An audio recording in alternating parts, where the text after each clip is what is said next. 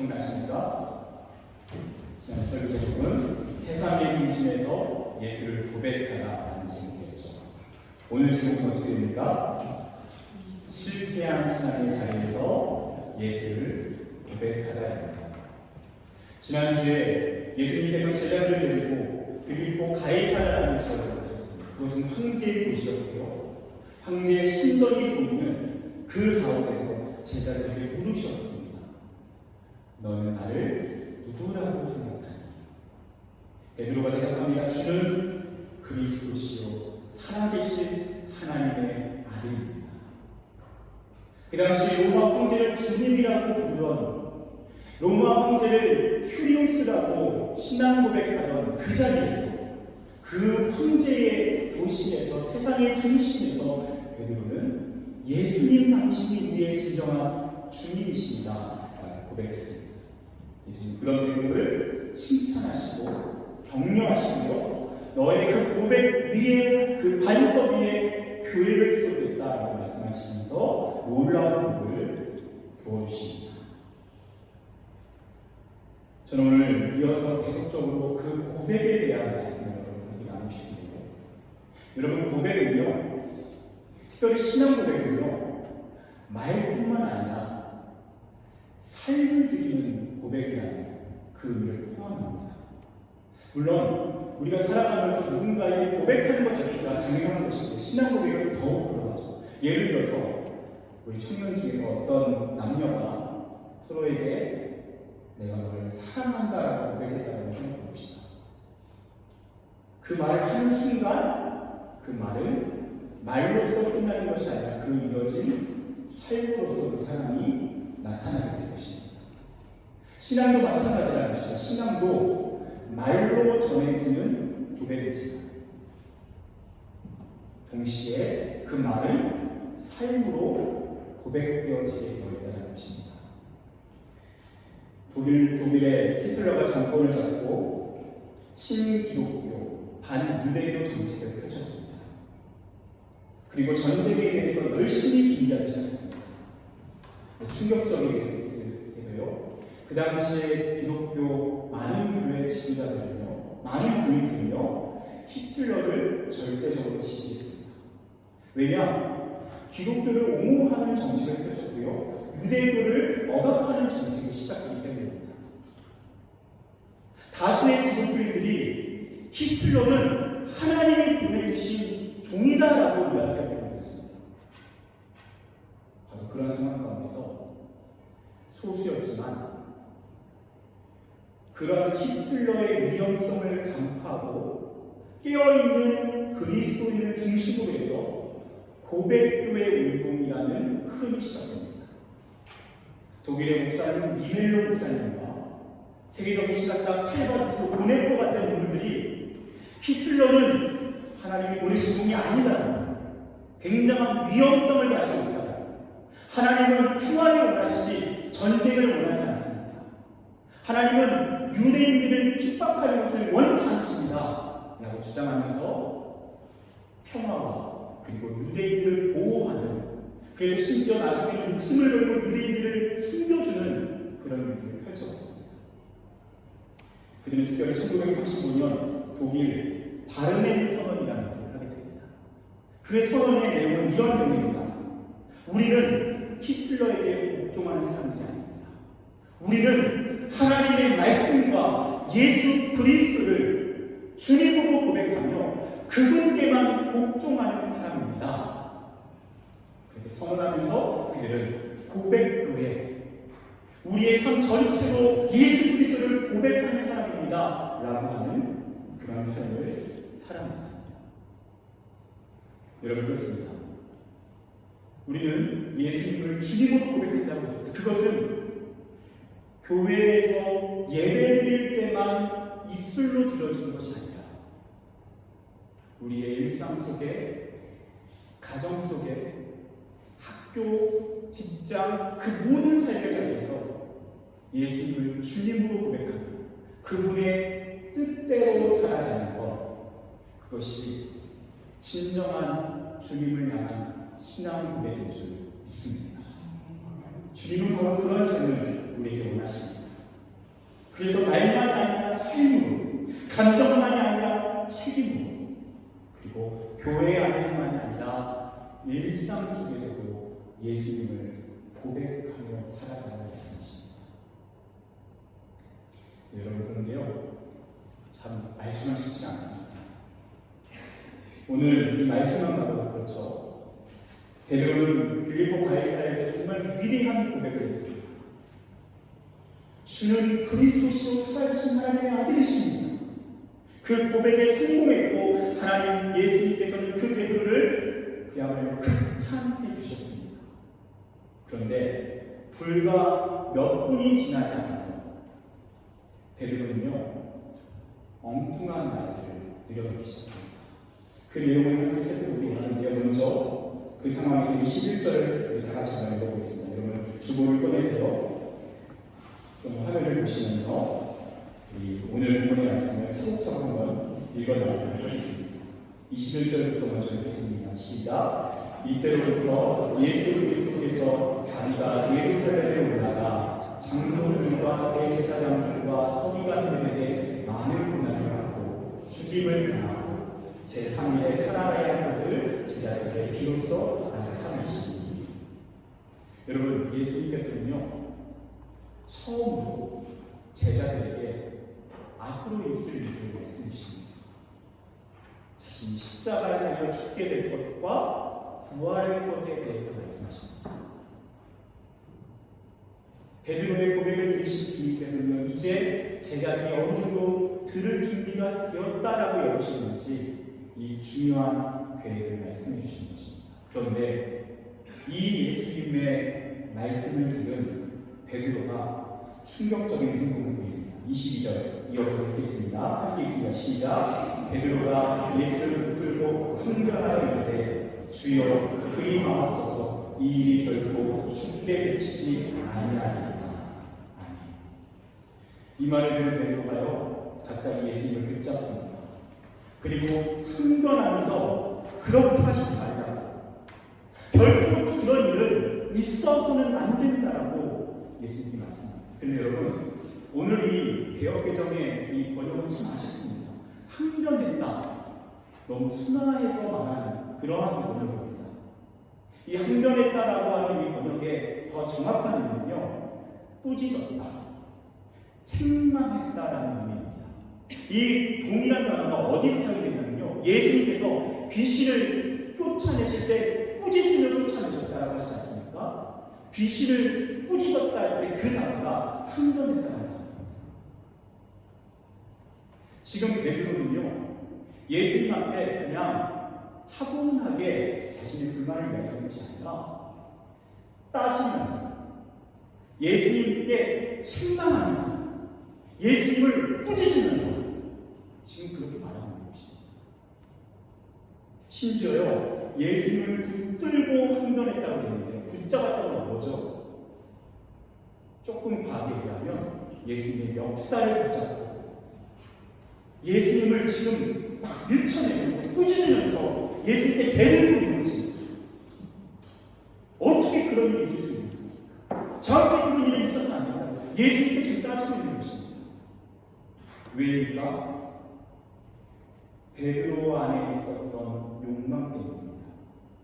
베드로는 예수님이 정치적 메시아로서 왕이 되어서 승승장구하고 권력을 잡았을 때 그 예수님과 함께 자기도 한 자리 차지할 것을 기대하고 있었습니다. 그런데 그 예수님이 자신이 비참하게 십자가에 죽을 것이라고 말씀하신 것입니다. 예수님을 향해서 기대했던 자신의 욕망이 전혀 실현 불가능하게 된 것이죠. 그러자 예수님께 이런 식으로 따지면서 꾸짖으면서 예수님을 반대하고 있는 것입니다. 이어서 예수님께서 어떻게 하십니까? 책망하십니다. 23절 함께 읽겠습니다. 시작. 예수께서 돌이키시며 베드로에게 이르시되 사탄아 내게로 물러가라. 너는 나를 넘어지게 하는 자로다. 내가 하나님의 일을 생각하지 아니하고 도리어 사람의 일을 생각하는다 하시고. 예수님이요 아주 엄하게 책망하십니다. 심지어 사탄아 물러가라. 베드로 정신 차려.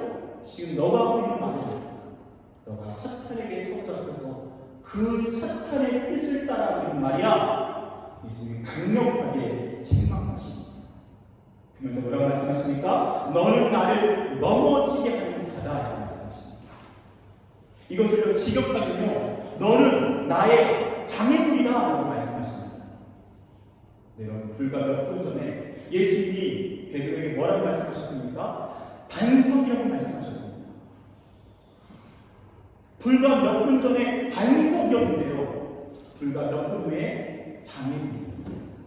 반석은요, 든든하게 서 있을 수 있는 기초가 되는 도움입니다. 장애물은요, 방해거리입니다. 예수님께 도움이 됐던 사람이 몇 분 사이에 방해가 되고 있는 것입니다. 불과 몇 분 전에 예수님, 당신은 나의 주님, 구원자, 하나님의 아들이십니다. 그렇게 고백했던 자가 그 자신의 주님을 향해서 멱살을 잡고 그 예수님을 꾸짖고 그 예수님을 책망하고 있는 것입니다. 그야말로 철저히 이중적인 모습입니다. 어떻게 사람이 이렇게 모순될 수 있을까? 불과 몇 분 사이에 이렇게 돌변할 수 있을까? 우리는 이 베드로의 모습을 보면서 참 한심스럽다라는 생각을 하게 됩니다. 네, 여러분, 저는 이 모습이 누구의 모습인지 함께 좀 잘 봤으면 좋겠습니다. 이 모습은 저의 모습입니다. 이 모습은 우리의 모습입니다. 우리는 예수님을 믿는 순간 그 예수님의 뜻대로 살기 위해서 몸부림치며 살아갑니다. 그런데 우리가 한순간에 변화되지 않죠? 얼마나 한심스러운 모습이 여전히 변화되지 않는 우리 모습이 있습니다. 우리는 생활의 삶을 살아갑니다. 조금씩 변해갑니다. 그런데 여전히 변화되지 않는 모습들과 실험하며 살아가는 것이 신앙인들의 분투입니다. 때로는요, 이 갈등이 심하다 보면 여러분 그런 생각 안 해보십니까? 차라리 예수님을 안 믿었더라면 얼마나 속이 편했을까? 그런 생각 안 해보시나요? 저만 했습니까? 저는 솔직히 해본 적 있습니다. 너무 힘들어서. 예수 믿는 게 왜 이렇게 피곤한지. 예수를 안 믿으면 그냥 누구 조금 미워해도 상관없잖아요. 그렇죠? 여러분, 예수 안 믿으면 원래 누구 조금 속여도 아무렇지 않지 않습니까?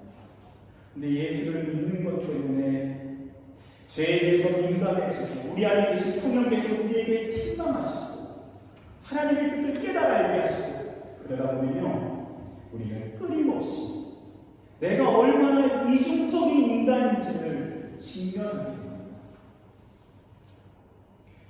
그렇지만 제 이야기를 하겠습니다. 작년 어느 날이었던지 기억하는데 주일날 사역을 마치고 그냥 잘 마쳤습니다. 나름대로 설교도 준비한 대로 잘 마무리했고 좀 마음에 감사한 날이었습니다. 근데 그날 저녁에 정말 별거 아니었는데 아내와 대화를 하다가 제가 조금 뭔가 이렇게 자존심 상하는 말을 들었는데 너무 화가 나서 저도 그냥 화를 내고 좀 다투게 됐습니다. 부부싸움을 열심히 하고 방 안에 혼자 들어가는데 제 속에서 이런 음성이 들립니다. 너도 목사냐? 제가 제 자신을 봐도 그냥 그거 조금 참고 넘어가면 되는데 왜 이렇게 자존심이 상해서 유치하게 저 그것 때문에 화를 내고 참 이 심기를 건드리고. 여러분, 문제는 뭐냐면요, 제가 사는 곳이 아파트다 보니까 사실 방음이 잘 안 됩니다.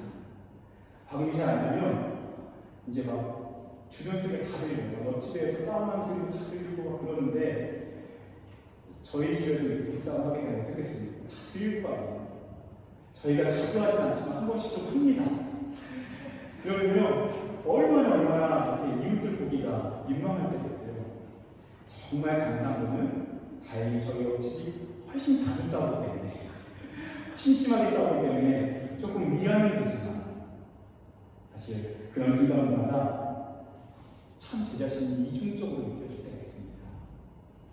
불과 몇 시간 전에 이렇게 거룩한 척하면서 거룩한 하나님의 말씀을 전하지 않습니까? 몇 시간 뒤에 집에 돌아가서 참 별것도 아니고 유치하게 싸우고 있는 제 자신을 보면 참 이런 내 모습을 받아들이기가 힘듭니다. 그 이중성을 참 이렇게 제 스스로가 봐도 모순적하다 그런 생각을 하게 됩니다. 이 자리에 앉아 계신 여러분은 어떻습니까?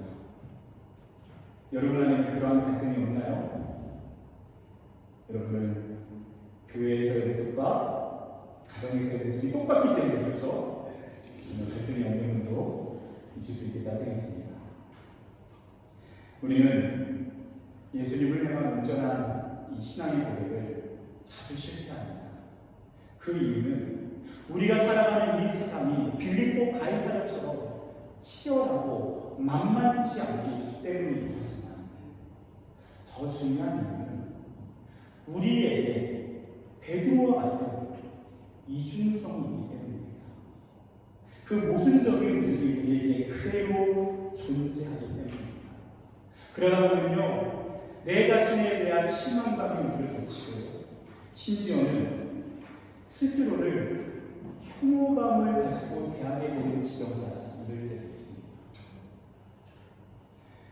이것이 너무 힘들다 보면 때론 아까 말씀드렸던 것처럼 예수 안 믿는 게 더 편하지 않나 이런 생각이 들 때가 솔직히 우리에게 있습니다.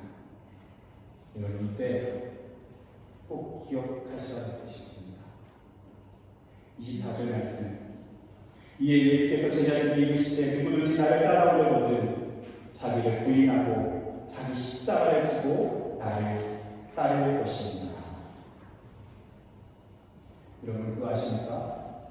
예수님은 우리가 제자로서 그분의 길을 따라간다고 할 때요, 그냥 행복하게 여유롭게 만사형통하로 그분을 따르는 것이 아니라 십자가를 지고 따라야 한다고 말씀하셨습니다. 십자가는 고통입니다. 십자가는 고난입니다. 십자가는 어려움입니다. 여러분, 우리 자신에 대한 실망감을 안겨가지고 그 이중성, 여러분 그 이중성도요 이 십자가 안에 포함되어 있는 것입니다.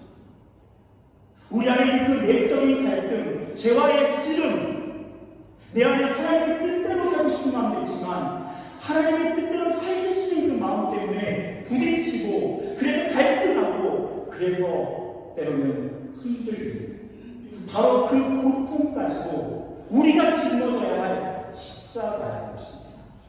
그리고 오히려 여러분이 지금 그 이중성 때문에 힘들다면, 여러분 안에 그런 죄에 대한 갈등 때문에 힘들다면 여러분 꼭 기억하십시오. 여러분은 예수님의 제자입니다. 왜일까요? 제자라는 이 갈등이 없습니다. 자신의 이중성을 잘 보지 못합니다. 성령께서 그 죄에 대해서 깨우쳐 주시는 은혜가 없기 때문에 굳이 내 안의 이중성을 당연한 것으로 여기고 그것에 대한 고통도 갈등도 자신에 대한 실망도 별로 없는 것입니다. 예수의 제자는 그 안에 계신 성령께서 우리를 깨우치시고 책망하시고 우리의 잘못을 비춰주시기 때문에 우리 안에 그 이중성이 그 빛 가운데 드러나는 것입니다. 여러분 먼저 그 십자가를 짊어질 수 있기를 축복합니다. 그 십자가를 거부하지 않게 합니다. 그리고 여러분 안에 그 이중성과 자기 모습에 대한 실망감, 자기 혐오감이 있다면 여러분 기억하십시오. 그것이 우리를 영적으로 철들게 하시는 성령의 은혜라는 것입니다. 그 은혜를 기억하며 감사함으로 하나님 앞에 먼저 자신을 발견할 수 있는 바랍니다. 우리는 예수의 제자이기 때문에 그 십자가로 말미암아 갈등하는 것입니다. 우리가 너무 잘 알고 있는 로마서 7장 24절에 사도 바울은요 이렇게 자신을 향해 탄식합니다. 오호라 나는 곤고한 사람이로다. 이 사망의 몸에서 누가 나를 건져내랴. 여러분 세 번으로는요 더 좋은 번역이 있습니다. 나는 비참한 사람입니다. 누가 이 죽음의 몸에서 나를 건져주겠습니까? 여러분 사도 바울은 지금 자신의 이중성 때문에 탄식합니다. 나는 비참한 사람입니다. 나는 곤고한 사람입니다. 왜입니까? 자신 안에 두 가지의 마음이 다 있다는 것입니다. 나의 한쪽의 마음은 하나님을 온전히 섬기는 주님 뜻대로 살고 싶은 마음이 있지만 또 반대의 마음은 끊임없이 하나님을 거부하고 내 욕망대로만 살고자 하는 그 이기심으로 가득 차 있다는 것입니다. 여러분 더 놀라운 것은 이 로마서 7장 24절의 고백에 이 사도 바울의 나이가 언제인지 아십니까? 혈기왕성한 젊은 시절이 아닙니다. 로마서를 쓰고 있는 사도 바울의 나이는 그 인생의 말년입니다. 머리는 헷갈리고 있고 죽음을 맞이하려고 기다리고 있는 그런 인생의 말년에 쓴 편지가 로마서입니다. 이 거룩한 사람, 누구보다 예수님을 닮은 사도 바울이요 평생에 갈등했던 것이 자신의 이중성에 대한 고민이었습니다. 그 십자가를 짊어지며 평생을 걸어간 것입니다. 저는 여러분과 함께 고백교회 운동에 대한 이야기를 나눴습니다. 그리고 그 중에 대표적인 인물이 보네퍼라고 하는 목사님을 여러분 말씀드렸죠. 이분은 나중에 히틀러를 저항하다가 감옥에 갇히고 그 감옥에서 순교를 맞이합니다. 그런데 이 보네퍼 목사님이요 죄수 생활을 할 때 주변에 있는 간수들과 동료들이요 이 보네퍼의 모습을 정말 성자 같았다라고 이야기합니다. 그런데 이 보네퍼가요 그 감옥에서 원래 스스로에게 썼던 편지가 있습니다. 그 시가 있습니다. 그 제목은 나는 누구인가 라는 제목입니다. 한번 읽어드리겠습니다. 나는 누구인가? 사람들은 종종 말하길 내가 감방에서 걸어 나올 때 마치 영주가 자기 성에서 나오듯 침착하고 활기차고 당당하다고 합니다. 나는 누구인가? 사람들은 종종 말하길 내가 간수들에게 말을 걸 때 마치 내가 명령하는 사람인 양 자유롭고 다정하고 분명하다고 말한다. 나는 누구인가? 사람들은 또 말하길 마치 내가 승리에 익숙한 사람인 양 불행한 나날을 견디면서 평화롭고 미소를 지으며 자연스럽다고 말한다. 나는 정말 다른 사람이 말하는 그런 사람입니다. 아니면 나는 다만 나 자신이 알고 있는 그런 사람에 불과합니다. 새장에 갇힌 새처럼 불안하게 뭔가를 갈망하다가 뒹굴고 목이 졸린 사람처럼 숨가쁘게 몸부림치고 색깔과 꽃과 새소리를 그리워하고 친절한 말과 인간다운 친근함을 그리워하고 사소한 모독에도 분노에 떨며 큰 사건을 간절히 기대하고 멀리 떨어진 친구를 그리워하다가 낙심하며 슬퍼하고 기도하고 생각하고 글 쓰는 일에 지쳐 허탈에 빠지며 의기소침하여 모든 것과 작별하려는 그런 존재. 나는 누구인가? 전자인가 후자인가? 오늘은 이런 사람이고 내일은 다른 사람인가? 타인 앞에서는 위선자이고 자기 자신 앞에서는 경멸할 수밖에 없는 가련한 약자입니다. 나는 누구인가? 이 고독한 부름이 나를 비웁니다. 내가 누구인지 오 하나님, 당신께서는 알고 계십니다. 나는 당신의 것입니다.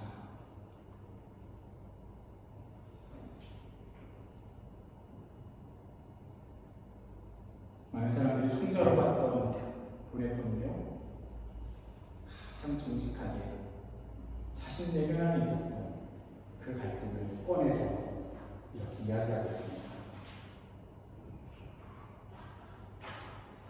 여러분은 누구입니까? 어떤 때는 여러분은 나는 거룩한 하나님의 자녀, 예수님의 제자라고 당당히 말할 수 있는 날이 있을 것입니다. 그런데 어떤 날에 나는 세상 사람만도 못한 그런 부끄러운 인격을 가진 사람이구나. 스스로에게 치를 떨고 싶을 때도 있을 것입니다.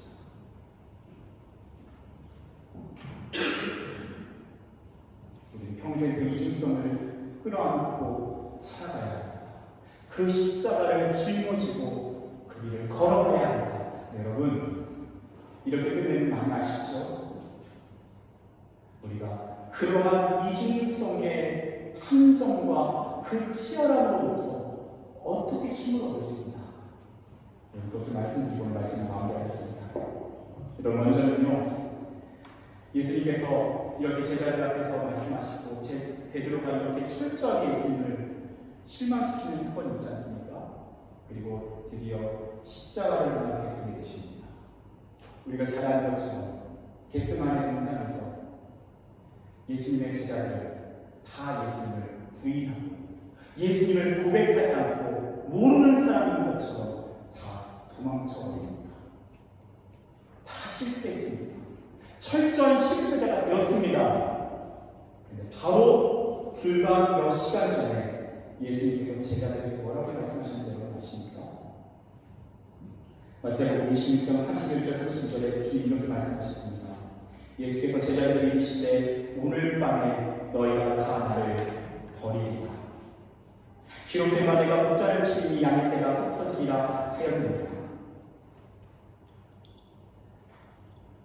예수님, 그분은요, 제자들이 그 고백에 실패할 것을 이미 다 알고 계셨습니다. 이미 다 알고 계셨습니다.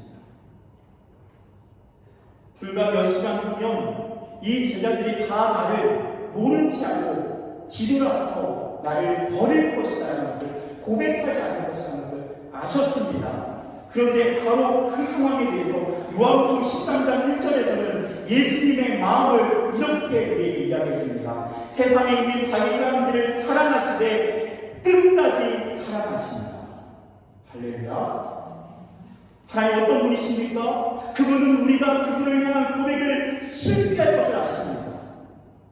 그런데 그 실패할 때도 우리를 향한 사랑을 포기하지 않는다는 말씀이십니다. 끝까지 사랑하신다는 말씀이십니다.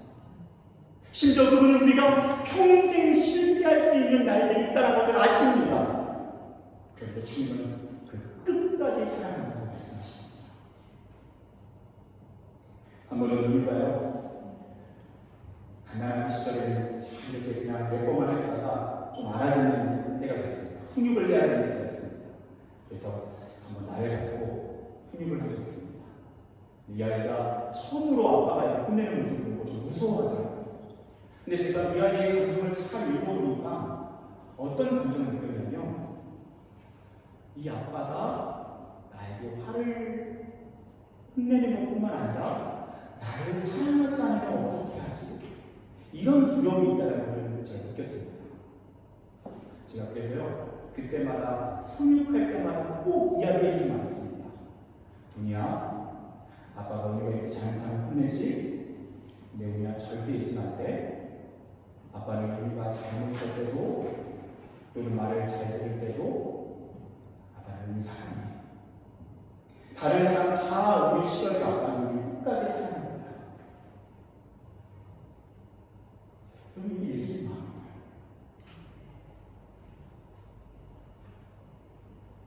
주님은 우리에게 책망하실 거예요.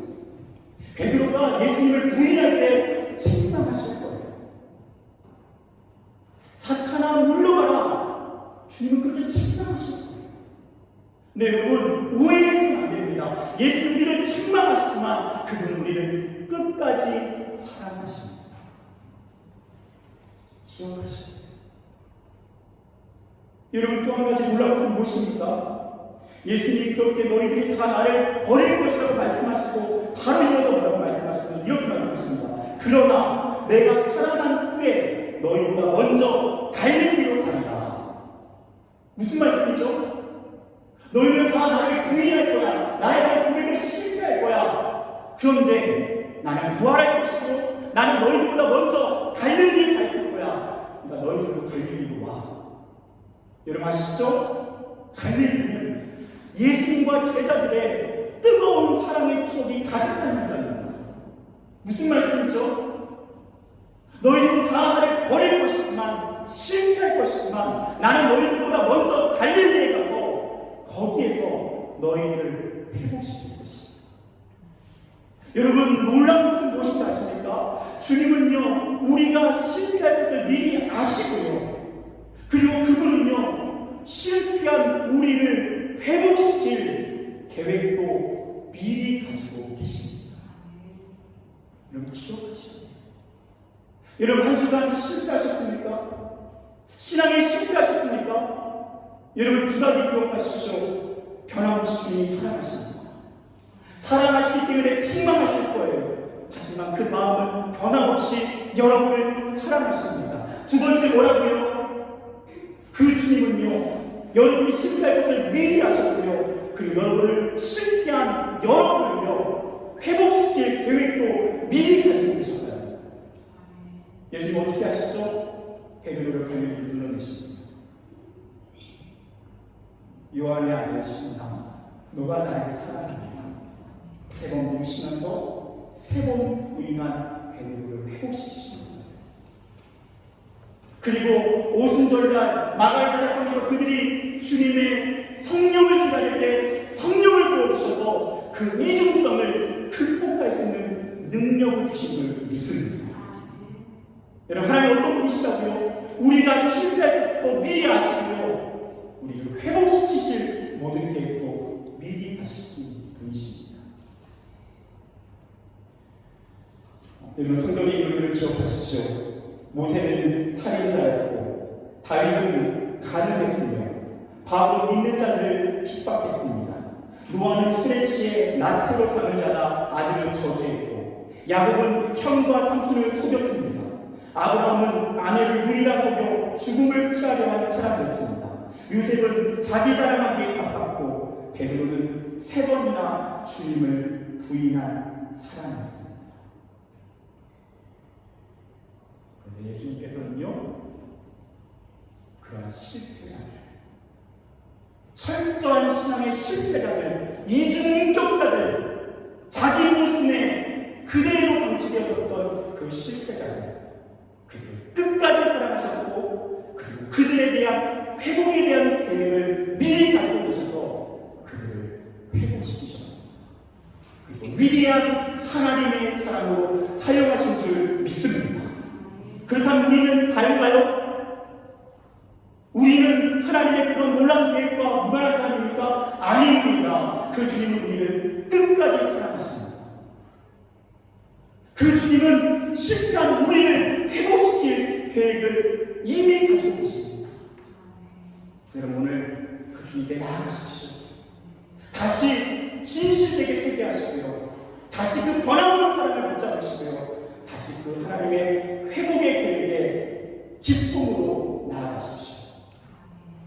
실패한 신앙의 자리에서 다시 예수님을 고백하는 저와 여러분 되시기를 축복합니다. 기도하겠습니다.